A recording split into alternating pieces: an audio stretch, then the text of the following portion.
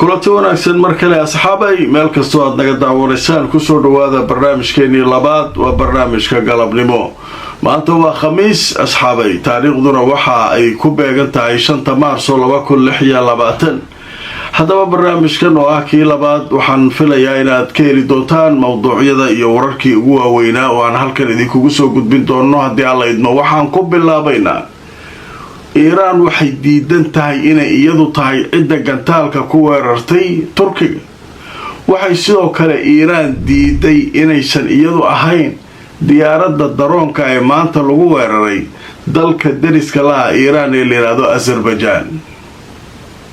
sheekadu marka waa adkaatay yaa waa cidda meelaha kala weeraraysa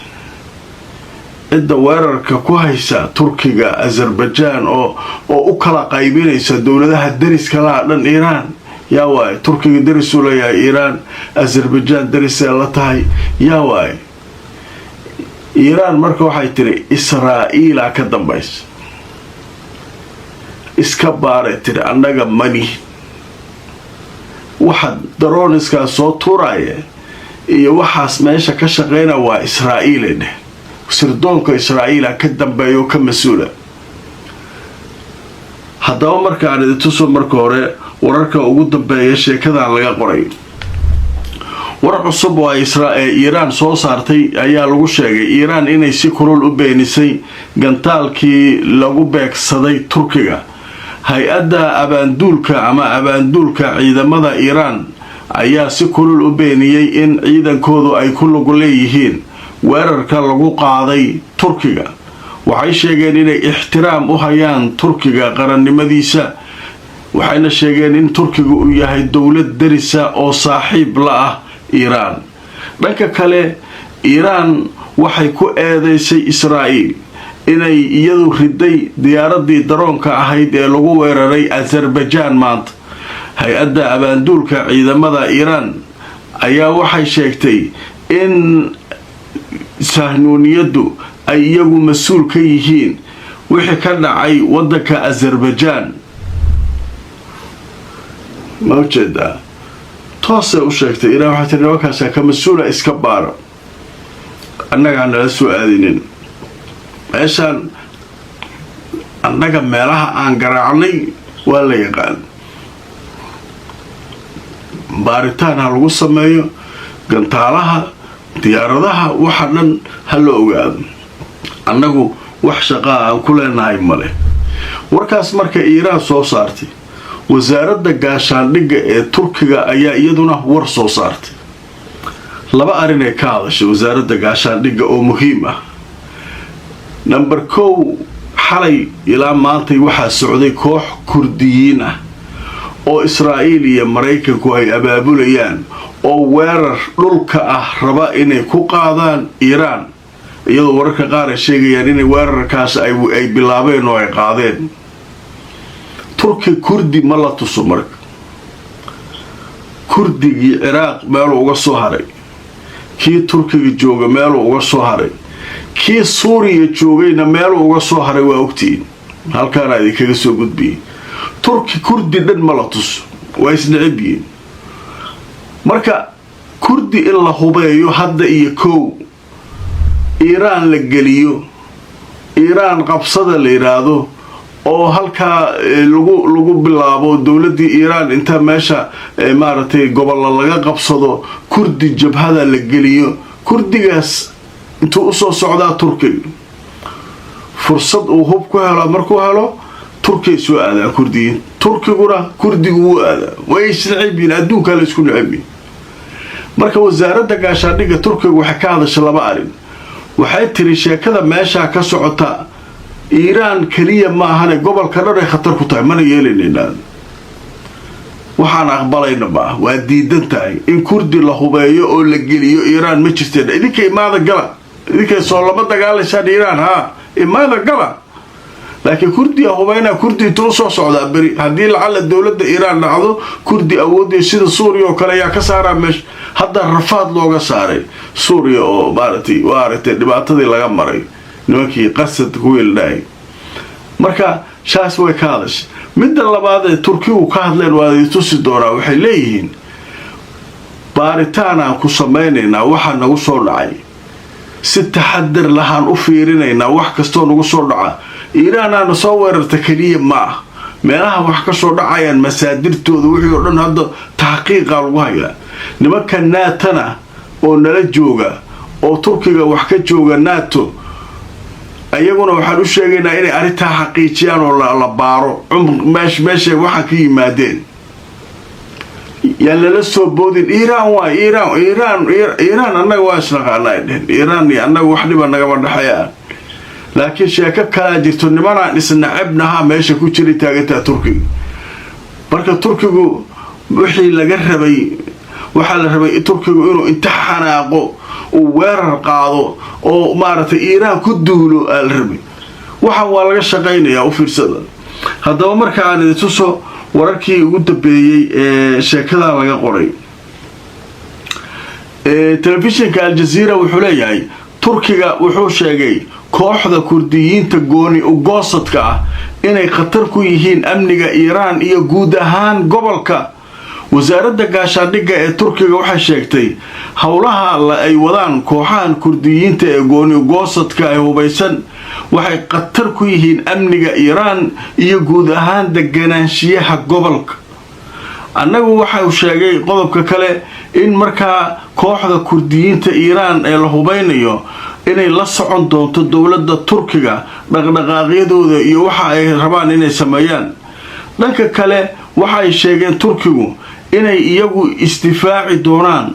mowqifkooda haddii lasoo weeraro oo weeraro lagu soo qaado inay iska difaaci doonaan laakiin waxau sheegay inay dib u eegis ku samayn doonaan mastarka ama goobta ay wax ka yimaadeen waxaana isla eegi doonaa baaritaanka nato iyo xulafadeenna waxa meesha ka soo dhacay iiraan waa qarab ma jirtee dheh annaga waa isdifaacaynaa dalkeena waa difaacaynaa nato iyo annaga waxa dhan waa isla fiirinaynaa laakiin in lagu boodo markiiba ma jirto waa in mastarkii la helaa la xaqiijiyaa gantaalkan iiraan ma ka soo dhacay ma meel kaluu ka soo dhacay intuu ka soo dhacay in la isweydiiyo marka taana waxay muujinaysaa lagu leeyahay shakiga laga qabo in waxa wax weeraraa gobolka iiraan keliya aanay ahayn oo nimankan laftirkooda ay rabaan iiraan iyo dadkoo dhan inay isku diraan iyaguna ka faa'iidaystaan oo diyaarado daroona ay dhex geliyaan waaya qodobka isaguna halkaasaan kaga gudbaynaa dhanka kale magaalada abudabay caasimada dalka imaaraadka ayaa waxay sheegeen in weeraradii maanta lagu soo qaaday khaliijka ay markaa magaaladaas dad ku dhaawacmeen maanta waxaa la weeraray qatar iyo baxrayn iyo imaaraadka sacuudiga waxbaa ka hortagnay dheen khaliijka dhan waa la weeraray laakiin abudabay waxay leedahay 6 qof ayaa dhaawacad weerarka lagu soo qaaday caasimada abudabay haddaba marka aan idin tuso wararkii ugu dambeeyey 6 ayaa ku dhaawacantay magaalada abudabay caasimada imaaraadka kadib markii la sheegay in firir uu ka dhashay diyaarad daroona oo halkaa ku qaraxday maanta oo khamiisa abudabay waxay sheegtay 6 inay ku dhaawacmeen weeraradaas waxaana la sheegay xafiiska abudabay u qaabilsan dhinaca warfaafinta waxay sheegeen in dadka dhaawacmay 2 ka mid ah ay yihiin bakistaaniyiin iyo 2 nebaaliyiin oo markaa iyagu halkaa ku dhaawacmay dhaawacyadooduna ay yihiin kuwo dhexdhexaada oo qaraxyada ka soo gaaray mawjida marka halkaasna waa la weeraray waxaa soo kale la weeraray maanta dhowr jeer Israa'iil gantaalaha ma faaruqaan saasay ugu daadanayaan gantaalaha ayaa maanta iyaduna Israa'iil jugta ka geliyay waxaa soo kale la sheegay Faransiisku inay u ogolaadeen saldhigyada uu ku leeyahay gobolka bariga dhexe in diyaaradaha Mareykanku ay isticmaali karaan Talyaaniguna waxay sheegeen in ay waxa ay heli karaan oo lagula dagaalamo gantaalaha iyo diyaaradaha droniska ay geyn doonaan dowladaha saaxiibada ee khaliijka ay u geyn doonaan si ay weerarada socda isaga caabiyaan halka dhanka kale Talyaanigu ay sheegeen sida la leeyahay inay yiraahdeen qaanuunka dawliga ah kuma jiro weerarka Israa'iil iyo Mareykan Iiraan ay ku qaadeen dhankaas waxay leedahay waa qalad dhankaana dowladaha khaliijka caawinaynaa maadaama weerar ku socdo gantaalaan geynaynaa uu leeyahay talyaaniga. marka howlahaas iyaguna halkaas ka socdaan. qaybtii marka waxaan galaynaa casharkii nimankii galabta ay qabteen xaras thawri ciidanka ilaalada kacaanka iiraan wixii ay markaa sameeyeen oo ay qararamsadeen ayay soo bandhigeen galabta. kii saaki waa la soconay, midka galabta midka habeenkiina fiidkii soo gelin doonaa, kaasna waan idiin soo gudbin doonaa. haddaba markaan idintusoo wararkii ugu dambeeyey ee laga diyaariyey warbixinta shirka jaraa'id ee ilaalada kacaanka iiraan. telefishinka aljaziira wuxuu leeyahay ciidanka ilaalada kacaanka iiraan waxay sheegeen in ay markaa dhaawac culus u geysteen 20 goobood oo military oo maraykanka uu ku leeyahay khaliijka uu ku leeyahay inay si xun u dhaawaceen oo ay weeraro ku qaadeen. dhanka kale ciidanka ilaalada kacaanka iiraan waxay sheegeen shirkooda galabta ay ka faahfaahiyeen weerarka ay ku qaadeen eeraboorka bangorion ee magaalada Tel Aviv, iyagoo sheegay inay isticmaaleen gantaalka la yaabka leh ee la yiraahdo kharmashar. ciidamada ilaalada kacaanka iiraan waxay sheegeen inay weerar ku qaadeen eeraboorka bangorion iyo saldhigga ciidamada cirka ee la yiraahdo 720 kaasoo ciidanka israa'iiliyiintu ay isticmaalayaan oo ku dhow eeraboortka halka uu ku yaalo. waxaana la isticmaalay markii ugu horeysay gantaalihii cajiibka ah ee kharmashar 4 ama 4 kuwaas ayaa weerarka loo isticmaalay. dhanka kale waxay sheegeen in iiraan ay maanta soo riday diyaarad Maraykana oo kuwa dagaalka nooceedu yahay F-15. haddaba shirka jaraa'id waxay ku sheegeen ciidanka ilaalada kacaanka iiraan inay soo rideen diyaaradaas dagaalka ee la yiraahdo F-15 Strike Eagle ayaa la yiraahdaa, waxaana lagu soo riday dhanka xuduudda galbeed markaa oo ay difaaca cirka iiraan ay soo rideen. dhanka kale ciidanka ilaalada kacaanka iiraan waxay warkooda galabnimo ku sheegeen inay maanta dhaawac u geysteen markab shiday shidaal oo maraykanka uu leeyahay. waxay sheegeen ciidanka ilaalada kacaanka iiraan ciidamada badda inay dhaawac u geysteen markabkaas oo markaa ciidanka badda iiraan ay markaa dhaawaceen markabkaas maraykanka isagoo marayay dhanka waqooyi ee khaliijka. waxayna sheegeen ciidankan ilaalada kacaanka iiraan markabkaas ilaa hadda inuu gubanayo oo uu dab ka socdo. waxay sheegeen mar kale ku celiyeen in meesha la yiraahdo Hormuz ay inta dagaalku socdo ay gacanta ku hayaan ciidanka ilaalada kacaanka iiraan. dhanka kale waxay sheegeen iiraaniyiinta ciidamadooda badda inay bartilmaameedsadeen saldhigga la yiraahdo Ramat David ee Israa'iil ku yaala, halkaasoo la sheegay in ay ku weerareen diyaarado drones ah. waxaana weerarka lagu qaaday goobaha shidaalka ee saldhiggaas iyadoo la sheegay dab xoog leh inuu halkaa ka kacay. casharkii waxaa noo dhammaaday ciidanka ilaalada kacaanka iiraan warkoodii galabnimo wixii ay jugta ka geliyeen oo ay qararamsadeen way noo soo koobeen. maxaa noo haray marka nimankii xisbullah? weli ciraaqiyiintii ma hayno, nimankii xuutigaana weli wax waroo laga hayo male, shaqadii weli ma bilaabin. marka saas inaa ula soconaa la rabaa. baashu waa iiraan iyo awlaadeed, maraykan iyo israa'iil, saasaa marka aan laysaga soo horjeedaa. marka aan galno markan xisbullah iyaguna wararkii ugu dambeeyay ay soo saareen.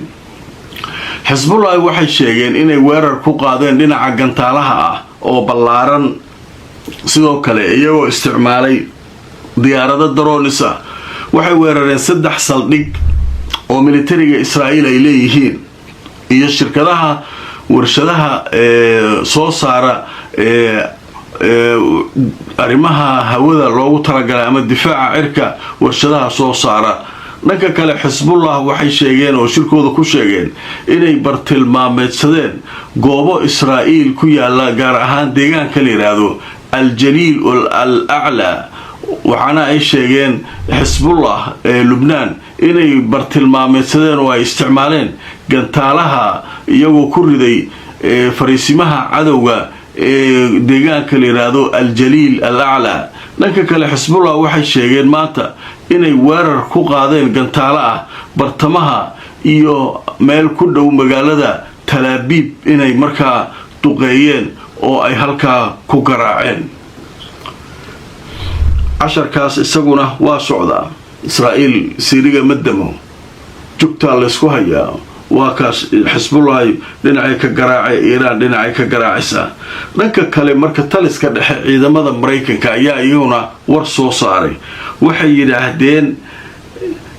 waxay maanta ku celiyeen haddana waxay yiraahdeen waxaynu qabsanay hawada Iiraan annaga haysanay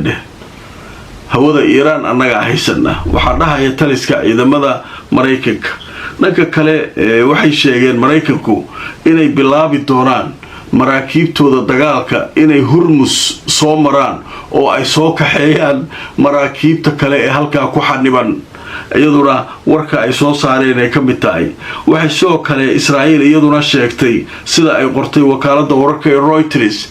inay bilowday dagaalka al-marxalatu thaniya marxaladii labaadaan bilownay leedahay Israa'iil. marxaladda labaad talo maxay tahay duqeymaha dhulka hoostiisa gantaalaha ku jira aan u tagaynaa ay dheh.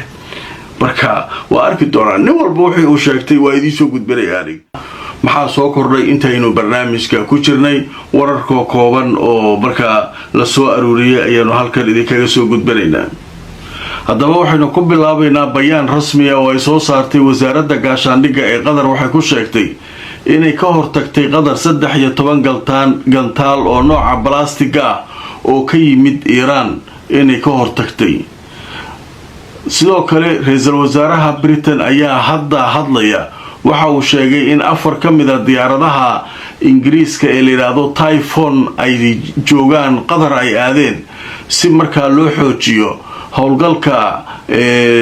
halkaa lagu difaacayo iyo sidoo kale inay ka qayb qaataan xaaladaha lagu daabulayo oo lagu daadguraynayo muwaadiniin fara badan oo halkaa ku sugan